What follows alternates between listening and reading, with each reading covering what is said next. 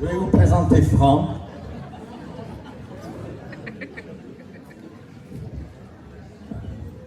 Le programme de la journée, je ne vous le présente pas, vous avez l'anneau, il est sur les chaises, vous devez la voir, sinon vous le prenez à l'entrée.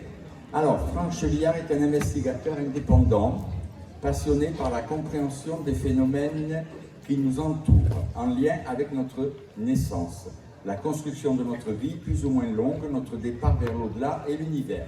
Désolé, j'ai pas eu le temps de l'apprendre par cœur. Né dans une famille aux étranges capacités, ah ouais, lui-même affecté par celle-ci, il n'a eu de cesse de rechercher à partir de sa formation scientifique et technique le lien entre le monde physique, matérialiste, le monde invisible, immatériel et nu. Il vous fera partager ses découvertes et sa vision. Après, je vais faire un déjeuner, je vais pas tout mal.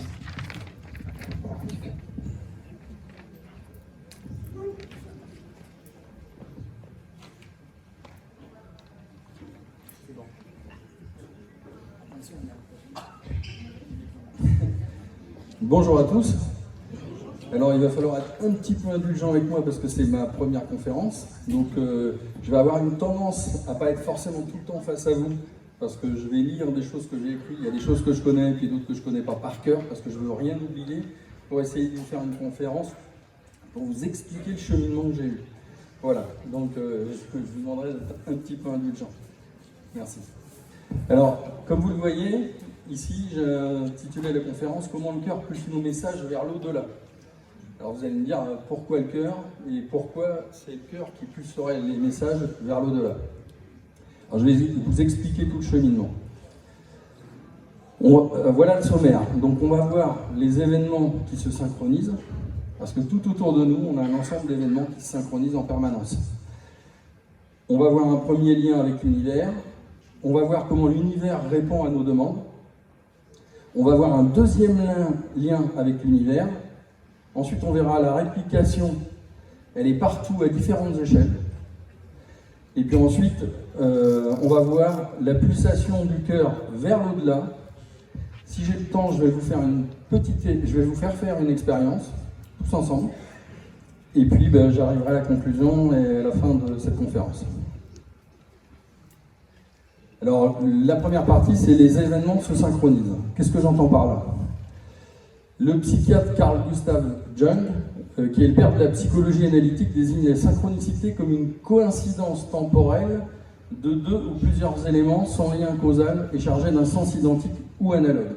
Il considère dans plusieurs de ses ouvrages que les synchronicités sont une forme de réponse de l'univers provenant d'une conscience collective à un besoin exprimé consciemment ou inconsciemment par une personne dont l'émotion est intense. Pourquoi j'ai souligné en rouge le besoin exprimé consciemment ou inconsciemment par une personne dont l'émotion est intense?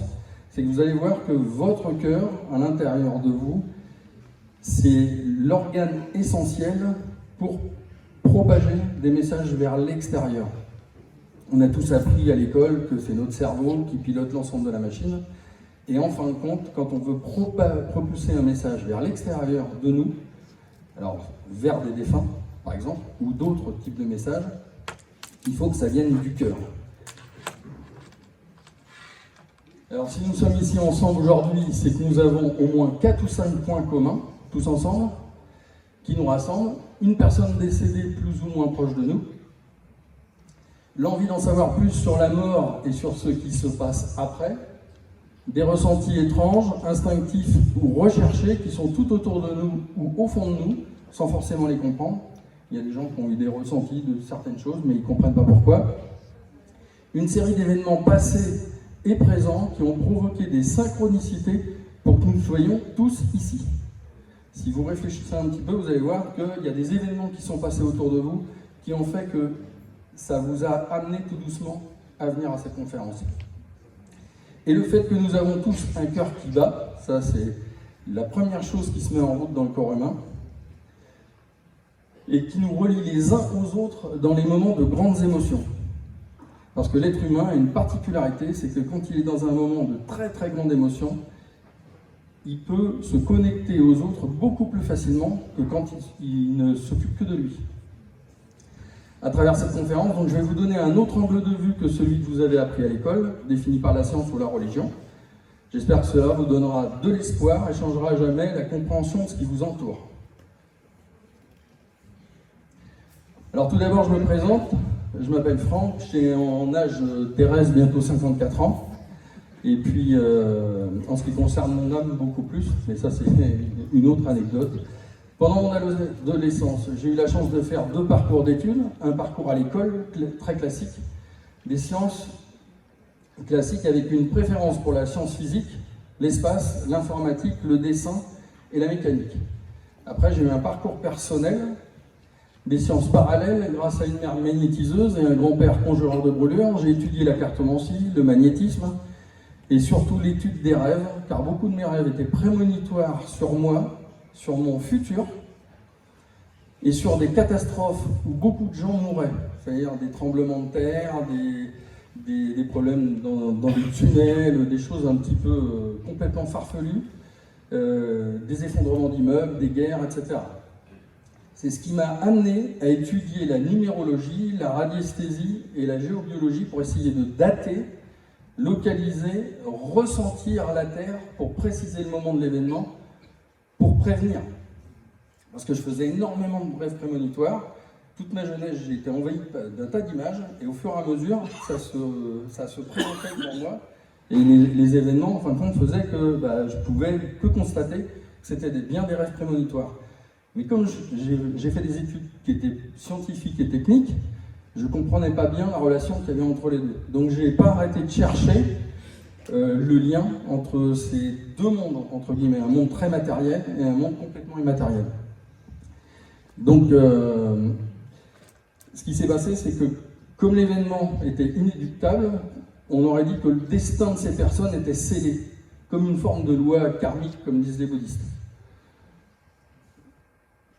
Alors avec autant de morts dans ces événements, j'ai continué mes recherches sur la mort imminente et ce qui entoure la mort. Donc les prédictions, la projection astrale, la communication avec les défunts, la méditation pour se déconnecter du matériel, calmer ses pensées, prendre conscience de son corps, ressentir nos centres énergétiques et contrôler notre respiration et notre cœur qui est si précieux. Alors vous voyez, c'est la 2e fois que je vous parle du cœur dans cette histoire. Parce que quand on regarde les bouddhistes, les moines bouddhistes, ils vous disent tous qu'il faut faire une introspection intérieure, il faut apprendre à calmer son esprit et que toutes les réponses sont à l'intérieur de nous. Alors quand ils disent ça, ils parlent du cœur et des vibrations que le cœur provoque. Était-ce cela donc pour moi? Est-ce que c'était ça le point de départ? Ces rêves prémonitoires étaient peut-être là pour une autre chose que de prévenir quelqu'un. Parce que moi, quand j'étais plus jeune, j'étais persuadé que si je faisais des rêves prémonitoires, peut-être ma carrière future serait d'être voyant, et puis j'étais là pour prévenir les gens qu'il allait arriver une catastrophe. Mais en fin de compte, c'était peut-être autre chose. Donc mon grand-père, après son décès, il est venu dans mes rêves, m'annoncer des événements futurs, vérifiables ensuite. Je lui avais demandé de me faire des signes peu avant sa mort, et il l'a fait à sa façon. Un autre phénomène étrange dans ses rêves, c'est que j'y voyais des choses qui n'existaient pas encore. Des bateaux naviguant sur des ailerons, des voitures futuristes sans pilote, des ordinateurs pour dessiner, des hommes volants comme des avions, etc. Et quand je le racontais à ma mère, elle me disait que j'avais trop d'imagination. Et je vous assure que j'ai vu des choses à l'âge entre 14 et 19 ans, que je ne connaissais pas. J'ai cherché dans des bouquins et tout ça, si ça existait, mais ça n'existait pas. Alors ce que j'ai fait, là c'est juste pour vous faire une petite démonstration. Quand je dis que les événements ils se synchronisent, eh bien c'est qu'il y a des choses qui sont, à partir du moment où vous êtes jeune, des choses qui sont mises en place tout autour de vous pour vous intéresser à un domaine. Alors ce que j'ai fait, j'ai pris les ouvrages qui ont été mis à ma disposition et les films que j'ai regardés. Alors sur ce slide, on voit qu'à l'âge de 12 ans, parce que ma mère était magnétiseuse et puis qu'elle s'intéressait à tout ça, elle avait un bouquin qui s'appelait La vie après la vie. Donc j'ai mis le nez dedans, mais j'avais 12 ans. Ensuite, à l'âge de 15 ans, j'ai lu un bouquin qui s'appelle Guide pratique du voyage hors du corps. Parce que je me suis dit, quand on décède, c'est qu'on doit voyager à l'extérieur. Donc il doit y avoir des gens qui ont écrit un truc là-dessus, donc j'ai cherché, et j'ai trouvé ce livre. Et puis comme je faisais des rêves prémonitoires, j'ai acheté ce livre, La magie des songes, j'avais 17 ans. Et puis ensuite, je vous fais la démonstration. À 17 ans, j'ai regardé comment on pouvait pratiquer la parapsychologie. À 18 ans, je me suis intéressé à la numérologie, parce que je me suis dit qu'avec les chiffres, on pouvait faire des calculs sur les événements prémonitoires, et peut-être que grâce à ça, j'allais pouvoir prévenir des gens. Et puis ensuite, j'ai acheté un autre dictionnaire des rêves pour essayer de trouver d'autres réponses, parce que quelque chose qui est particulier à l'intérieur de notre conscience, j'ai remarqué que quand je notais tous mes rêves, au fur et à mesure que les éléments que je notais correspondaient en fin de compte à des éléments qui étaient dans le livre, eh bien mon cerveau, tout doucement, supprimait un par un les mots qui pouvaient me servir à faire des traductions. Donc, de temps en temps, j'avais du mal à analyser des rêves qui n'étaient pas des rêves prémonitoires, mais d'autres types de rêves. Et le cerveau est vachement bien fait parce que tout doucement, pour me protéger, puisque les rêves, c'est fait pour... c'est une soupape de sécurité pour notre état psychologique. Vous avez les rêves prémonitoires qui sont des rêves qui sont comme si vous étiez dedans quand ça arrive, puis vous avez les autres rêves qui sont complètement différents. Et ces rêves, vous pouvez les analyser. Donc il existe des dictionnaires avec une étymologie, des définitions, etc. Mais tout doucement, il a effacé tout ce qui me servait à faire de la compréhension autre que les rêves prémonitoires. Donc j'ai acheté un deuxième bouquin, puis je me suis aperçu que ça fait pareil. Et puis ensuite, quand on regarde les dates, donc vous voyez, de 12 ans à 25 ans, c'est les livres que j'ai lus. Et de 22 ans à 32 ans, c'est les films que j'ai été amené à regarder. Et quand on voit, il y a Ghost, où là, on commence à... Il y a des gens qui ont fait des films en se disant, tiens, l'âme sort peut-être du corps d'une certaine façon. Il y a l'expérience interdite, qui m'a beaucoup intéressé, pas pour le côté fiction, mais pour le côté, tiens, si on faisait exprès de mourir et qu'on était réanimé, comment on fait pour passer de l'autre côté? Et puis là, il y a Au-delà de nos rêves, où c'est une vision du paradis et de, entre guillemets, l'enfer, suivant ce qu'on ressent. La cité des anges, le sixième sens, etc. Donc vous voyez, tous ces événements se sont passés entre 12 ans et 32 ans. Et si vous faites attention à votre enfance, eh bien, essayez de faire une rétrospective de tout ce qu'on a mis autour de vous et d'analyser, en fin de compte, pourquoi vous avez ça autour de vous. Donc, Émile aussi fou et improbable que ça puisse paraître, entre 16 ans et 22 ans, donc grâce à tous ces rêves, je savais que je changerais de métier plusieurs fois, sans comprendre pourquoi et comment, que ma femme serait blonde alors que je rencontrais des brunes, ça c'était amusant, que j'aurais 2 enfants alors que j'en voulais pas, au départ, et puis que de grandes catastrophes tueraient beaucoup de gens sans que je puisse les prévenir à l'avance. De plus, ce qui est amusant, ce sont les phrases que l'on peut dire lorsqu'on est ado, et surtout la façon dont on ressent les choses. À 15 ans, il y a mon beau-père qui m'a emmené dans une boîte de nuit pour voir à quoi ça ressemblait. Parce que j'arrêtais pas de le bassiner avec ça, j'étais passionné de musique, donc je lui ai dit, tiens, est-ce que tu pourrais m'emmener dans une discothèque pour voir à quoi ça ressemble? On avait un ami de mes parents qui en avait une, donc il m'emmène. Et puis quand j'arrive là-bas, j'aurais dû faire comme tous les jeunes, c'est-à-dire passer ma soirée à danser, et puis hop, terminé. Non, j'ai passé ma soirée à tout regarder dans le détail. Et quand je suis sorti, la première fois que j'ai dit à mon beau-père, avec une émotion mais intense, une émotion qui part du cœur, j'ai dit, un jour j'aurai une discothèque. Alors je vous raconterai à la fin, à 33 ans, ce qui est arrivé dans ma vie. Je me suis posé une seule question, donc à cette époque, pourquoi tous ces rêves réels et situations, et surtout, pourquoi faire? Puis les événements se sont enchaînés les uns avec les autres, avec une précision implacable, comme si tout était écrit à l'avance, avec plusieurs trajectoires possibles, mais une seule direction du point A au point B. J'ai découvert que même des événements éloignés sans rapport à l'instant T où nous les vivons, les apprentissages complets ou partiels dans notre métier, les passions pour une activité annexe, la musique, la peinture, la plongée, la randonnée, la voile, etc., les rencontres avec des personnes improbables, des gens qu'on ne connaît pas, mais pourtant si importantes dans les changements de trajectoire, les décès de proches pour comprendre un message, pour notre évolution personnelle ou des changements de cap ou de lieu. Si vous faites attention, quand quelquefois il y a un décès dans votre famille, ou très très proche de vous, ou même d'un ami, quelquefois ça a des conséquences sur vos choix. Ça va vous amener à avoir une réflexion différente de l'habitude, et par exemple, ça va vous amener ici, où là vous allez chercher des réponses. Ça va vous aider quelquefois à changer d'endroit, de lieu. Vous voyez ? Donc retenez que tout est mis en symphonie pour que cela s'exécute selon les apprentissages que vous avez faits et que nous avons à faire, les choses qu'on a choisi de vivre et nos désirs enfouis au plus profond de notre cœur, qu'ils soient positifs ou négatifs. Je reparle encore du cœur. Je sais que vous allez me dire avec de la colère intérieure, et je vous comprends dans ce moment de douleur ou de questionnement, l'apprentissage de la mort de mon conjoint, de mon enfant, d'un ami, fait partie de mes cours obligatoires de la vie, peut-être ? C'est peut-être ce que vous êtes en train de penser. C'est mon cœur qui m'a demandé de souffrir comme ça aujourd'hui, et dans quel but ? Et pourquoi en ce moment, j'avais pas assez de problèmes ? Parce que par rapport à ce que je vous ai dit avant, vous allez peut-être vous dire, il est gentil le monsieur, mais moi j'ai mes souffrances intérieures.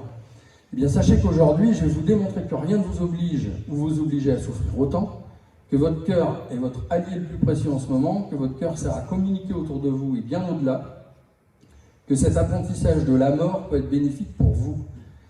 Nous ferons 2 expériences tout à l'heure ensemble pour vous prouver que c'est possible et quel pouvoir nous avons sur la matière, les personnes et le futur, mais avant tout, il faut que je vous explique comment ça marche et ce que j'ai découvert. Alors, je vais attaquer une petite partie après, c'est un peu physique, et pour vous faire la relation entre les deux. Donc, au départ de mes études, c'était dans un univers très cartésien, la mécanique, la physique, l'électricité, les forces, la gravité, le temps, la vitesse, les objets en 2D et en 3D, toutes ces bases pour devenir dessinateur-projeteur en mécanique et faire de la conception de produits industriels. Ça, c'est le métier que j'ai appris à l'école. Mais pourquoi le destin m'a poussé dans cette voie ? Car il n'y a pas de hasard. Pour faire ce métier, il faut être curieux de tout, aimer la recherche, apprendre, comprendre, inventer, remettre en question et trouver le lien qui permet d'assembler ce qui, au prime abord, ne s'assemble pas. Je suis né dans une famille... Pardon, il y a peut-être une petite erreur dans mon slide.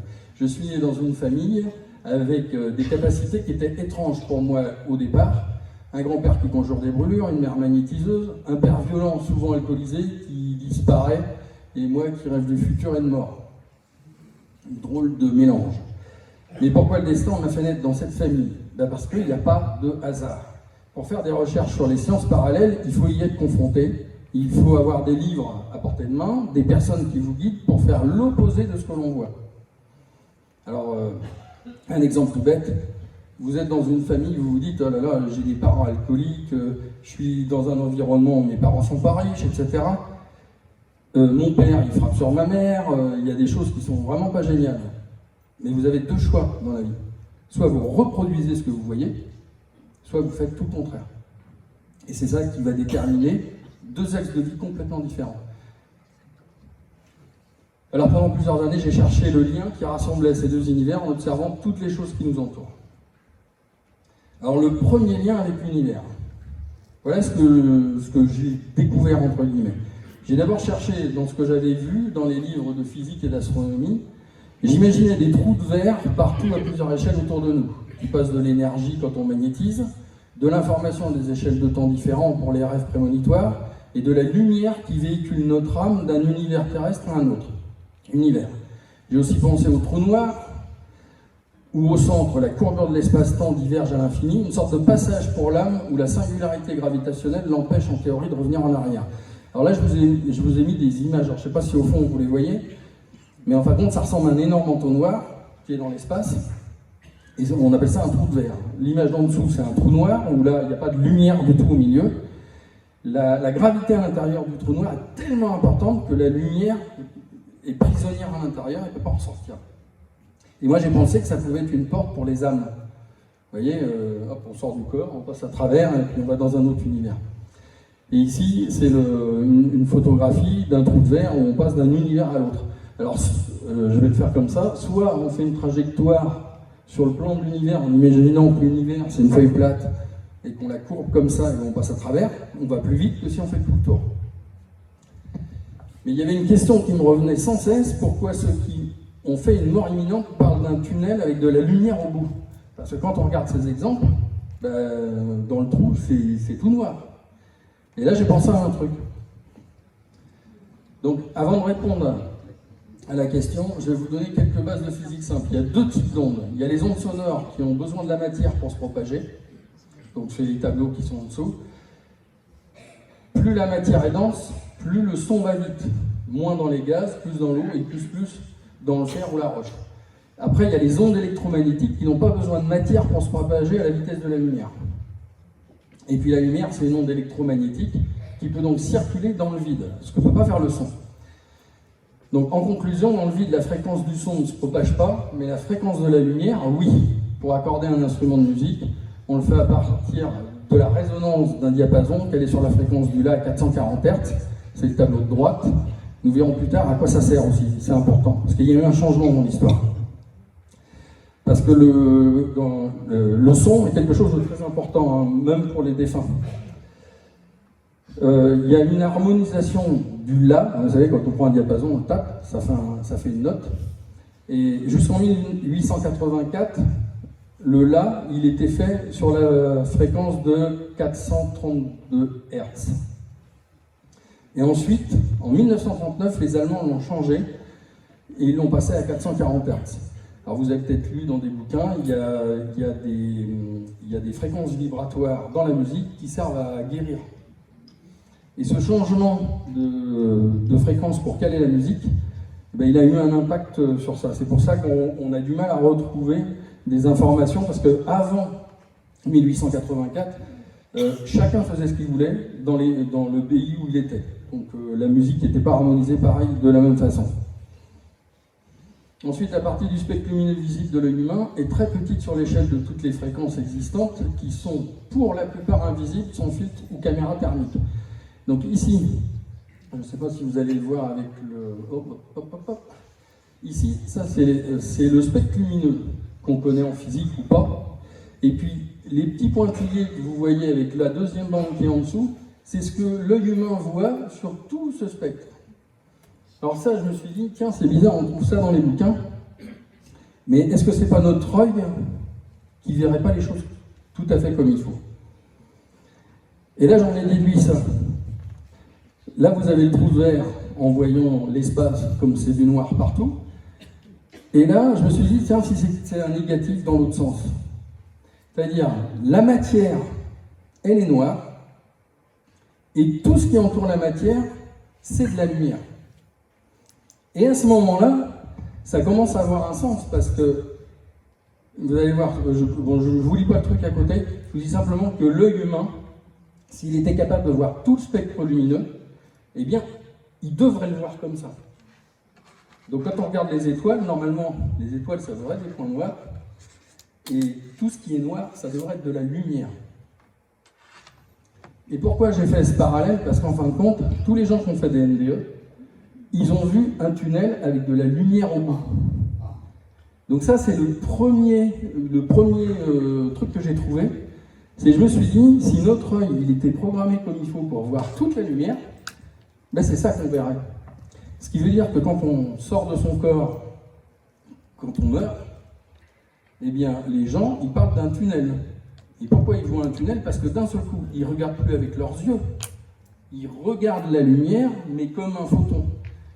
Et à ce moment-là, ils voient tout le spectre lumineux. Et à ce moment-là, tout ce qu'il y a autour d'eux, c'est-à-dire là, ce qu'on a autour de nous, tout est noir. Avec des nuances de gris. Et plus on va vers la vraie lumière, plus tout est blanc. Il faut savoir que le blanc, c'est la composition de toutes les couleurs. Si vous mettez toutes les couleurs sur un disque et que vous le faites tourner vite, eh bien vous avez du blanc. Donc ça, c'est ma première hypothèse. Donc l'univers, est-ce qu'il répond à nos demandes? Pour cela, il suffit d'observer notre quotidien. Nous avons tous des expériences de coïncidence ou des signes du destin. Je vous donne un exemple. Un soir, je dis à ma femme, on connaît personne qui sait corriger les bouquins. On prend l'avion, on s'en va à Paris, je discute avec la personne qui est à côté de moi, et comme par hasard, c'est une personne qui fait la correction de livres. Amusant. Ensuite, plusieurs questions, on peut se poser plusieurs questions à ce stade. Mon cœur, est-ce qu'il pulserait mes messages de demande vers l'au-delà? Mon cerveau n'est-il pas celui qui se connecte à une conscience globalisée? La conscience globalisée ou collective, l'univers, Dieu ne répondrait-il pas à mes messages sous forme de synchronicité? Ces synchronicités, ces coïncidences ou signes du destin ne sont-ils pas une modification de la matière qui nous entoure? Parce que là, on peut se poser cette question. Et est-ce moi qui modifie la matière et les événements dans le temps avec la complicité, la conscience globalisée des défunts ou d'autres entités qui se trouvent de l'autre côté dans un univers parallèle?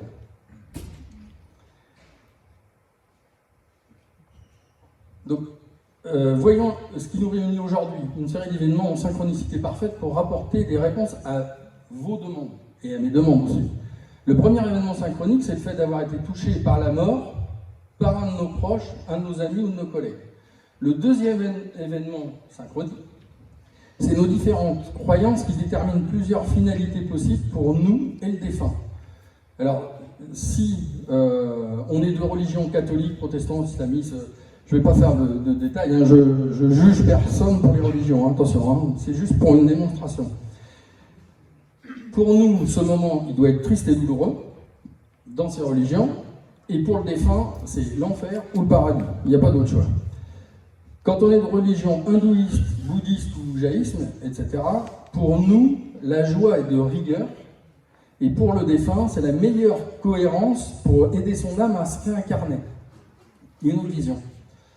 Pour les athées, qui sont sans croyance, pour nous, le choix, il est libre. On peut être triste ou joyeux quand on a perdu quelqu'un. Et puis, et selon notre ressenti, et pour le défunt, la mort n'a aucun mystère. Le cœur, il s'arrête, la vie s'éteint, le corps retourne à la terre.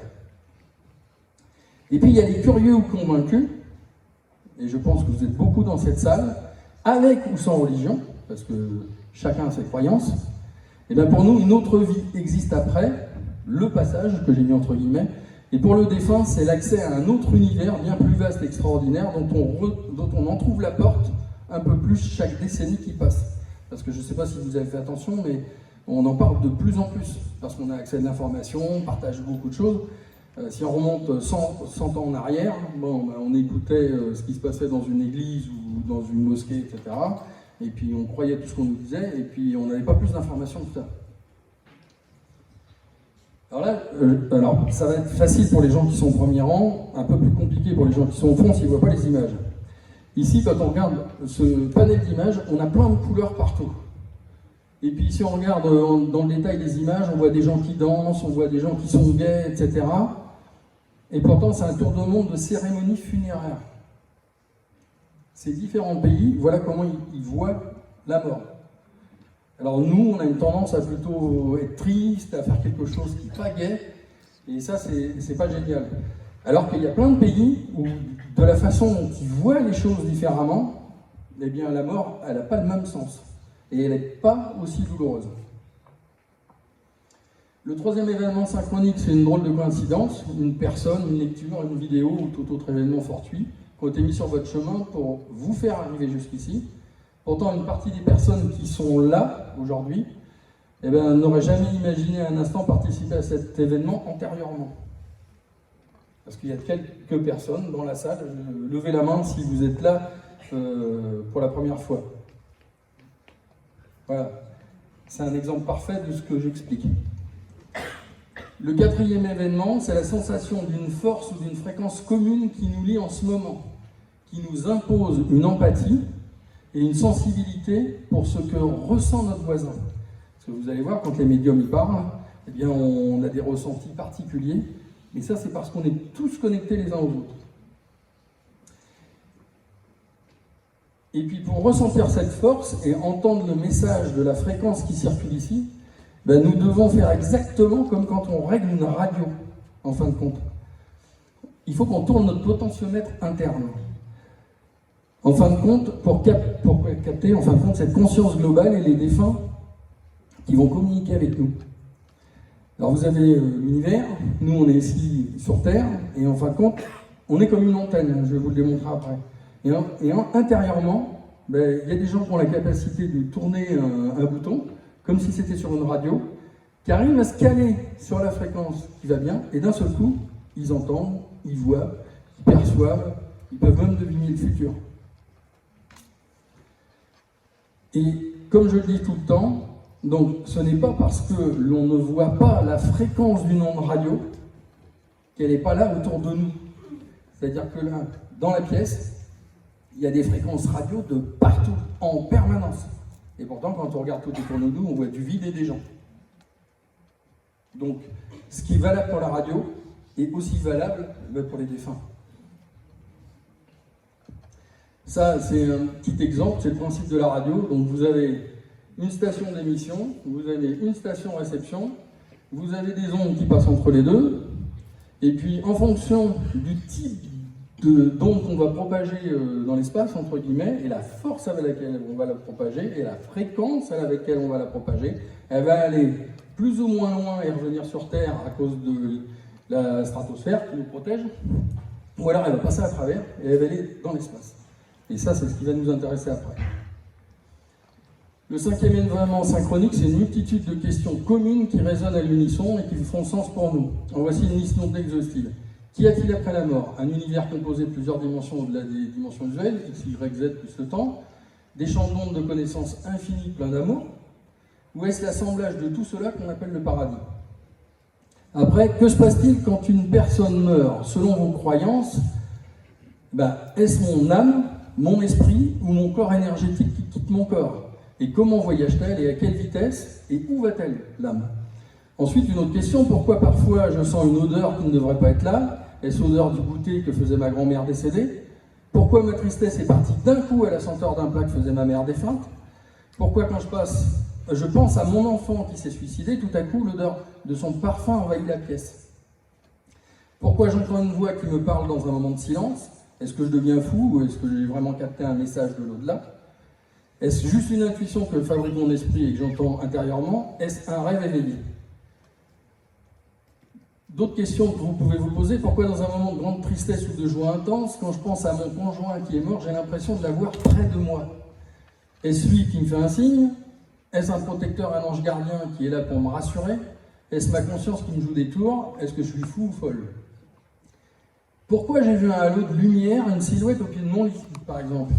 Est-ce que je fais des hallucinations? Est-ce ma vision qui a changé à cause de mon émotion? Est-ce que ce que je vous disais par rapport à l'œil, est-ce que c'est mon émotion qui a transformé quelque chose dans mon cerveau qui fait que l'œil perçoit d'autres choses dans le spectre de lumière? C'est pour ça que je vous expliquais la lumière avant. Et la question qui revient le plus souvent, c'est comment je peux communiquer avec un être cher décédé ou à minima leur envoyer un signal pour qu'il se manifeste. Alors est-ce que je dois activer un élément en moi pour que ça marche?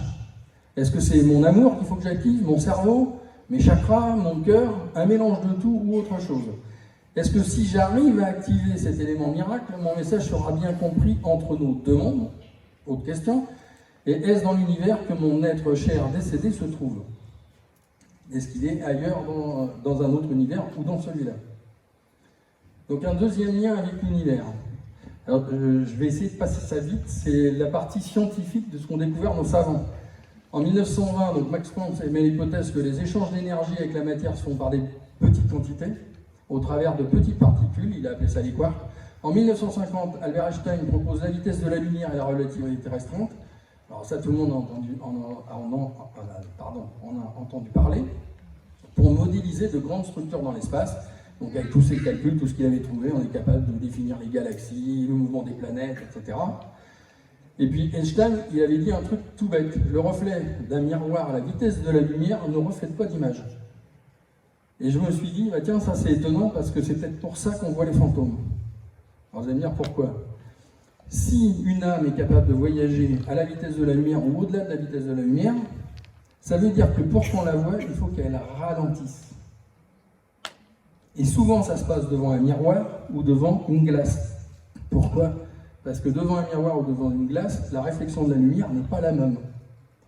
Et à ce moment-là, c'est pour ça que vous allez voir un halo ou voir une forme. Parce que l'âme a ralenti.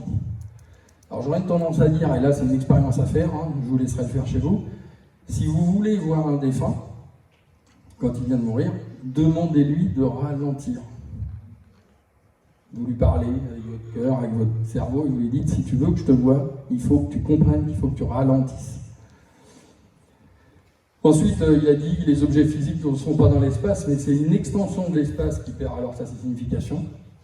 Il y a Hideki Yukawa, il s'appelle, de l'université d'Osaka, et lui il a posé la théorie qu'il y avait des champs d'ondes non localisés, on ne sait pas où ils sont, et puis qu'il y avait une particule qui se balade là-dedans, et puis qu'elle glace nulle. Et puis John Wheeler de l'université de Princeton, il a posé deux théories. Il a dit l'espace n'est pas vide, c'est le siège d'un endroit où la physique elle est extrêmement violente, donc beaucoup d'énergie, beaucoup de vibrations. Et puis il a défini une matrice de lien de l'état initial de la matière d'une situation. C'est le support de la théorie de fusion des ondes. Donc quelque chose qui ferait que différentes ondes peuvent fusionner et en former une autre. Voilà, donc ça c'est ce que nos savants ont découvert en 1950. Et ils avaient déjà les prémices de ce que je vais vous montrer après. En 2004, il y a David Jonathan Cross et deux élèves, Frank Wilczek et David Politzer. Ils ont partagé un prix Nobel de physique sur la liberté asymptotique et la chromodynamique. Alors même moi j'ai eu du mal à le lire. Et quand je l'ai lu, j'ai dit mais qu'est-ce qu'ils veulent dire? En fin de compte, en langage simple, ils vont découvrir que deux particules peuvent être en interaction l'une avec l'autre. Alors ça, si on regarde sur YouTube, on va trouver un truc avec l'histoire de la particule qu'on lance à travers une fente. Si on la lance à travers deux fentes, derrière elle produit une onde. Et puis si on commence à regarder ce qui se passe près des deux fentes, ah ben d'un seul coup ça redevient une particule. Donc ça veut dire que nous avons une interaction sur la matière. C'est ce qui explique la question que je me suis posée.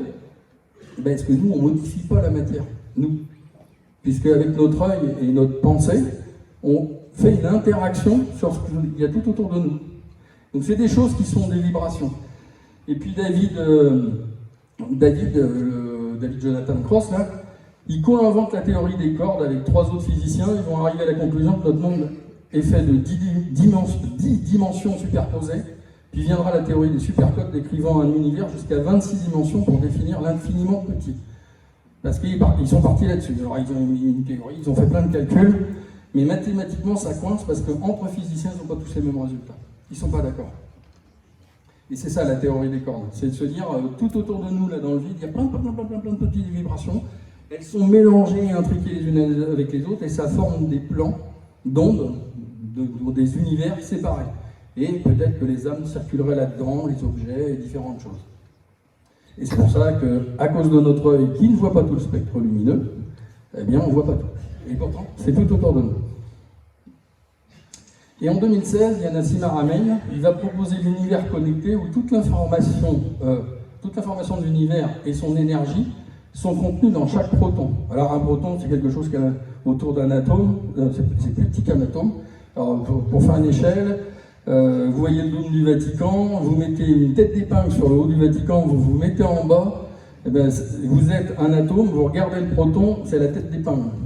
Et puis ensuite, il a défini que l'information circulait sur des petits planks qui composent le proton, mais aussi sa surface et l'espace du vide autour de lui.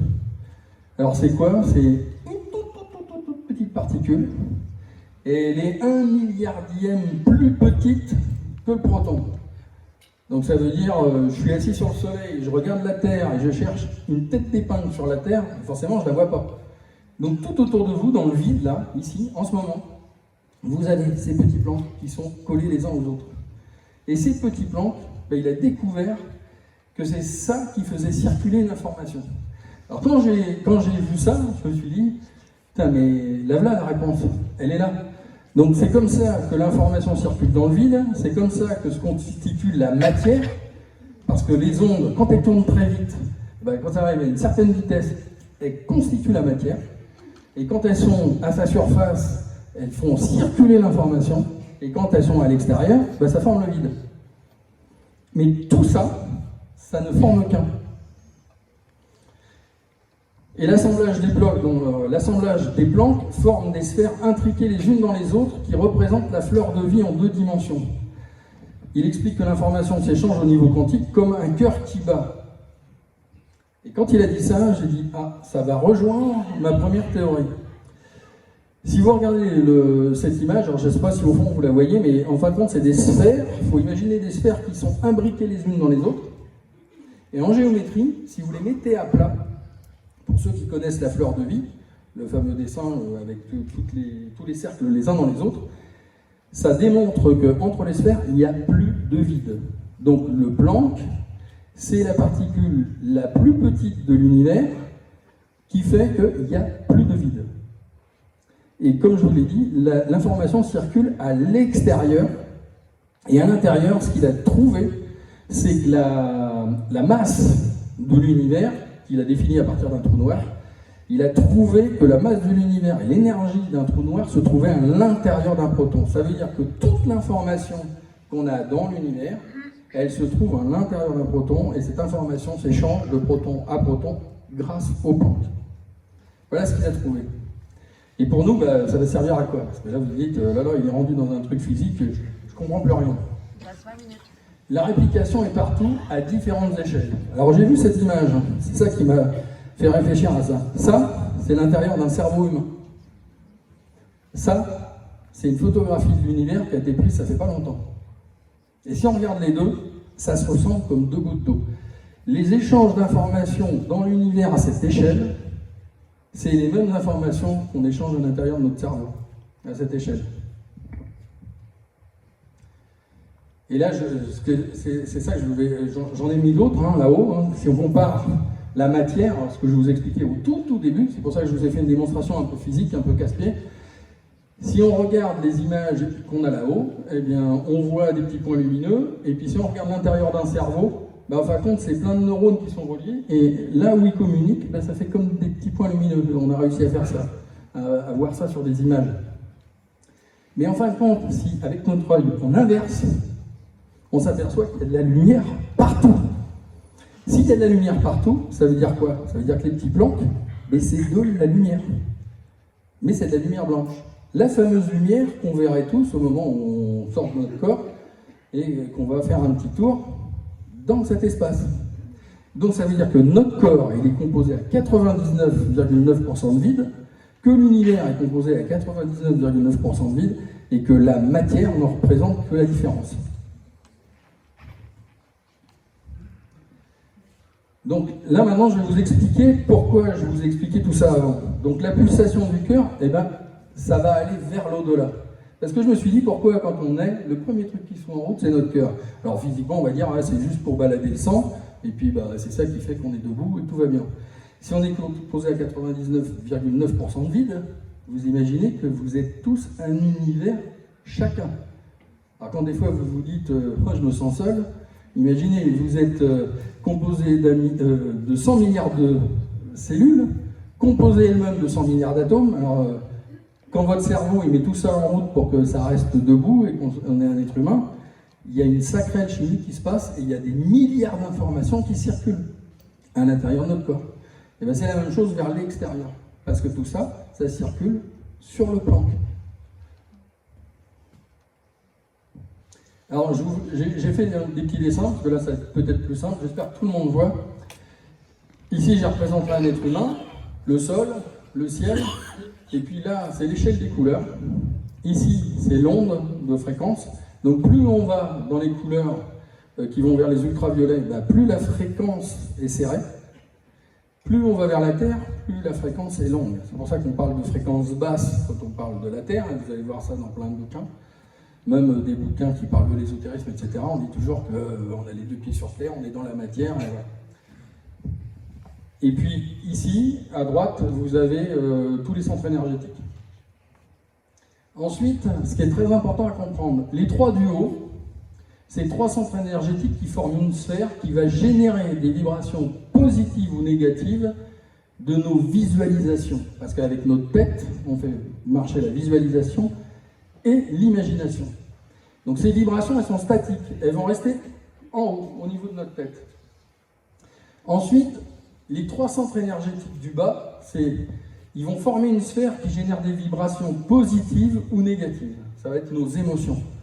Alors c'est facile à faire un parallèle, quand vous êtes amoureux, qu'est-ce qui se passe? Vous avez des papillons dans le ventre, vous avez beaucoup d'émotions. Et puis pourquoi? Parce qu'avec votre tête, vous avez imaginé plein de choses, la rencontre, etc. Donc il va se passer des émotions en bas, et puis de la visualisation en haut. Et puis ensuite, il y a un truc qu'on n'a pas vu, c'est le cœur. Et le cœur, c'est le centre énergétique, c'est le centre énergétique du cœur il va générer un sentiment. Et ça, c'est important. Pourquoi? Parce que quand les vibrations de notre visualisation elles rencontrent les vibrations de nos émotions, eh ben, on fabrique un sentiment. Plus nos émotions sont fortes, plus notre visualisation est forte, plus notre émotion va être intense. Et ça, il faut bien le comprendre. Ça veut dire que quand vous êtes dans un état de douleur par rapport à un décès, souvent, on va dire l'erreur qu'on fait, c'est qu'on va visualiser les choses qui sont tristes, alors l'enterrement, tout ce qui va avec, les gens habillés en noir, etc. Donc on a une visualisation qui est plutôt négative. Et puis on va avoir des émotions à cause de ça, qui vont être aussi des émotions tristes. On n'est pas bien, et la personne qui est là, donc nous manque. Donc nos émotions, elles vont être aussi plutôt négatives. Et le fait que ces deux émotions, enfin pas les émotions, les deux vibrations se rencontrent à l'intérieur de notre corps, on va fabriquer donc un sentiment qui va plutôt être négatif. Et c'est pour ça que j'avais fait l'image avec ce qui se passe dans le monde par rapport aux autres pays, où il y a des gens qui voient la mort comme quelque chose de gai, ils mettent des couleurs, ils font pas mal de choses, ils vont faire des danses, des repas, etc. Automatiquement, ça va générer quelque chose de différent. Parce qu'ils vont visualiser que la mort, ben, c'est pas quelque chose de triste, c'est plutôt quelque chose de gai, parce qu'on fait un passage.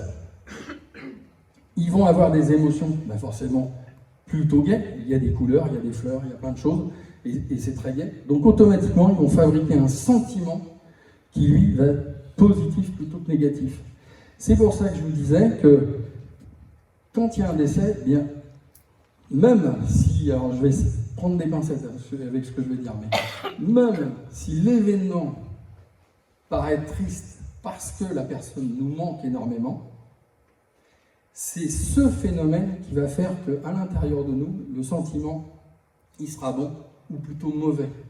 Et il n'y a rien qui vous oblige à vivre un décès comme quelque chose de triste. Tout va dépendre de comment vous le visualisez et de comment vous le collez à vos émotions personnelles. Et tout ça, ça va se produire au niveau de votre cœur.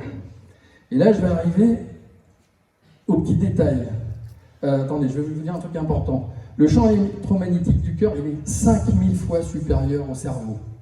On vient de découvrir ça en physique. Et le champ électromagnétique, il est 5000 fois supérieur au cerveau, et le champ électrique est 1000 fois supérieur à celui du cerveau. Donc, on a tous appris à l'école que c'est notre cerveau qui pilote toute la machine. Là, on est d'accord, informatiquement, c'est lui qui gère toutes les cellules. Il est là pour coordonner tout ça. Mais émotionnellement, c'est pas le cerveau qui gère le truc. Et la grosse erreur qu'on fait tous, c'est qu'on fait que penser avec notre tête, et pas assez avec notre cœur.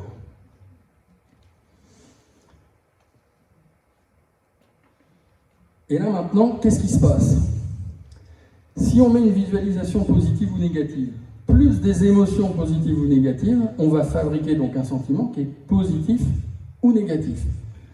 Alors si on y ajoute une pulsation cardiaque, le bobon, c'est une fréquence. Et cette fréquence, elle se répète. Et n'importe quel cardiologue vous dira qu'un cœur, il ne bat pas tout à fait à la même fréquence tout le temps. Il a un petit décalage. S'il était tout le temps à la même fréquence, au bout d'un moment, vous faites un arrêt cardiaque.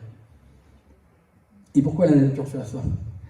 Parce que votre émotion, elle se cale sur la fréquence de votre cœur. Et les pulsations, eh bien, en fin de compte, elles vont amplifier ce signal. Alors qu'est-ce qui va faire que ça va être plus ou moins fort autour de vous? Eh bien, ça va être la croyance.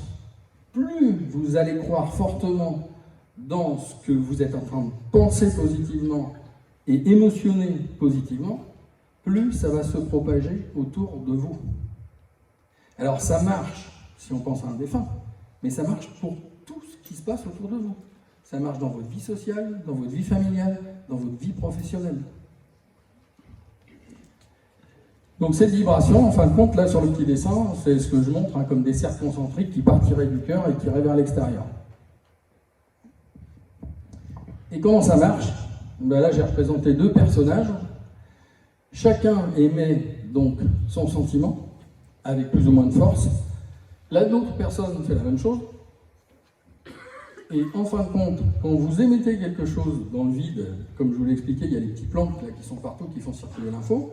Ah, je pense à ma femme, elle va être super belle, elle va être blonde, elle va être comme ça, hop. Il y a un homme là qui pense, une femme qui pense à un homme d'un autre type, hop, chacun émet des émotions dans l'espace qui circulent sur les petits plantes, et à un moment donné, l'univers, ou l'espace du vide, vous l'appelez comme vous voulez, il va provoquer un changement dans la matière pour qu'il se produise une synchronicité. Et là, vous allez rencontrer la personne de manière complètement fortuite. Alors, il y a les choses que vous provoquez, qui vont lancer le phénomène, mais parfois, vous pouvez rencontrer quelqu'un, et c'est comme ça que vous avez des coups de foudre, où il y a deux personnes qui se rencontrent, ils ne sont jamais vus, ils se regardent et ils se comprennent. Et hop, ils font une belle histoire d'amour, ça dure 30 ans, ils ont beaucoup d'enfants, et c'est génial. Eh bien, ça fonctionne grâce à ça, pas votre cerveau. Votre cerveau, il n'y est pour rien là-dedans. Donc, plus vous allez penser avec votre cerveau, moins ça va marcher. Donc, si vous voulez parler, comme cette émotion, ce sentiment, il se propage à l'extérieur, mais il se propage très très très loin. Et plus vous croyez que ça peut se propager loin, plus ça va loin. Parce que c'est une onde et c'est une fréquence. Donc plus c'est fort votre émotion, pas l'émotion, votre sentiment, plus il est fort, plus il va se propager loin. Et puis il va naviguer, quand il approche la couche atmosphérique, comme je vous l'ai montré avec le phénomène de la radio, si vous pensez assez fort, mais vous passez la couche de la stratosphère et ça part dans l'espace. Et comme l'univers est composé de plein de petits planques, ça circule, jusqu'à temps qu'il y a un moment donné, il y a une information qui est collectée, elle va être modifiée et elle va revenir. Et quand elle va revenir, tous ces petits plans vont s'organiser d'une certaine façon. Alors, au moment du Big Bang, de la création de l'univers, ça fabriquait des planètes et plein de choses, mais ça peut aussi fabriquer plein de petites choses autour de vous pour provoquer ces synchronicités.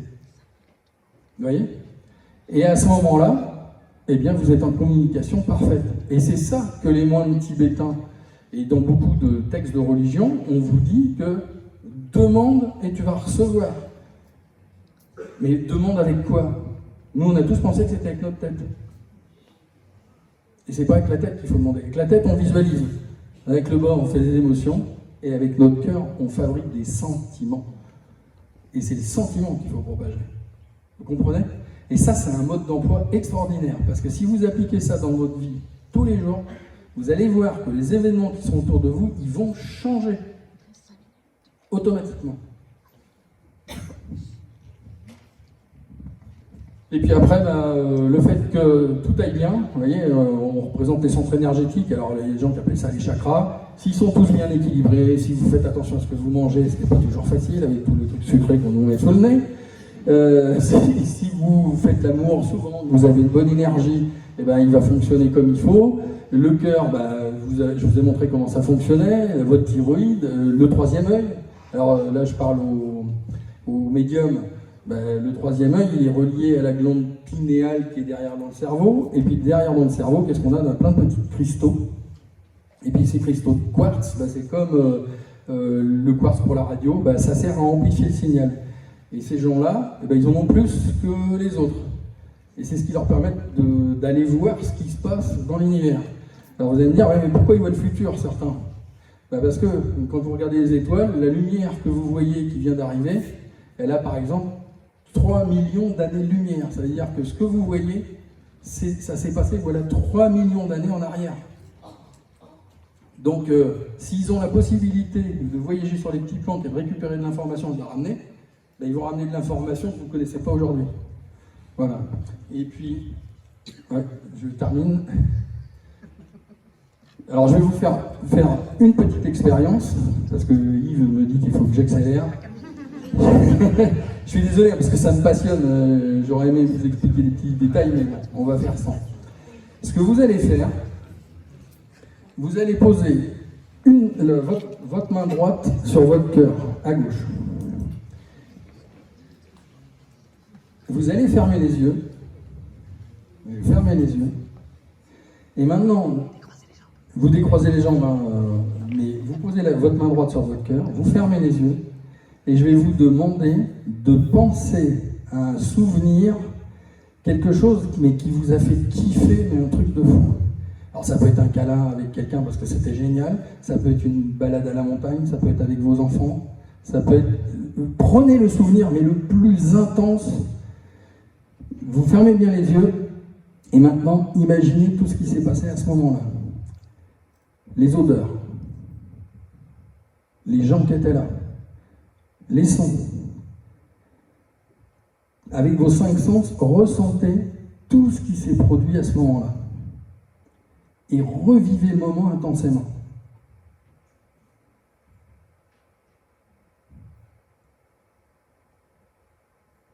Et maintenant, vous allez prendre un deuxième souvenir, aussi intense, dans quelque chose que vous aimez aussi. Alors ça peut être un mets, un repas, quelque chose que vous adorez.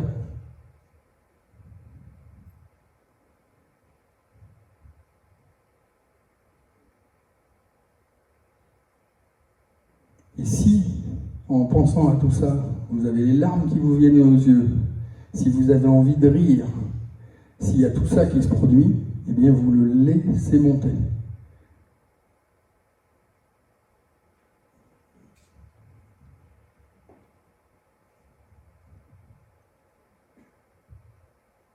Et maintenant, rouvrez les yeux.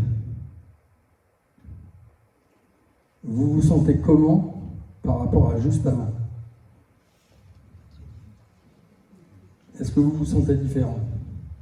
Si vous faites de l'exercice avec de la musique qui vous produit beaucoup d'émotions, alors là j'avais pas le temps parce que je n'avais pas préparé la musique qui allait bien, il aurait fallu que je le fasse, et bien vous allez vous apercevoir que votre état émotionnel et le sentiment que vous avez à ce moment-là, il est complètement différent.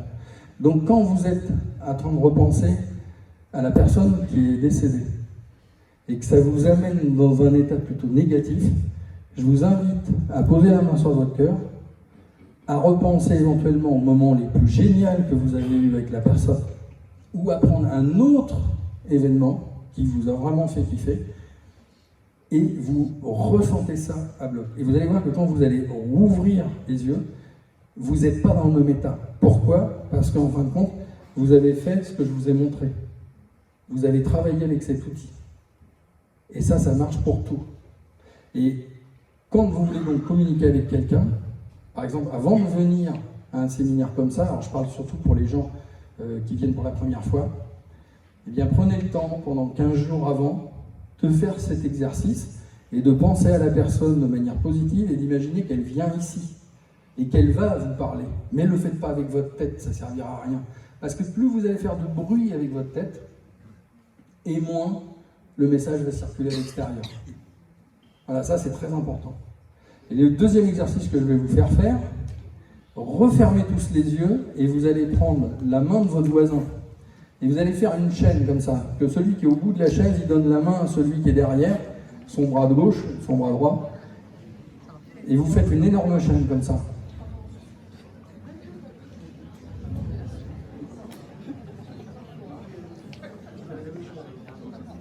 Maintenant, si tout le monde y est, vous fermez tous les yeux. Je vous demande vraiment de jouer le jeu. Fermez tous les yeux et imaginez maintenant que vous êtes une énorme conscience collective. Que tous vos cœurs sont liés avec les images que je vous ai montrées. Vous voyez, cette espèce de vibration qui sort de votre cœur et qui touche à votre voisin.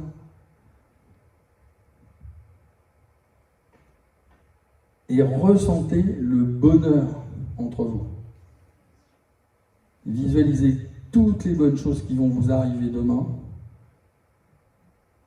et enlevez la peine que vous avez eue avant d'arriver ici. Parce qu'on est tous reliés les uns aux autres. Tous, tous, tous.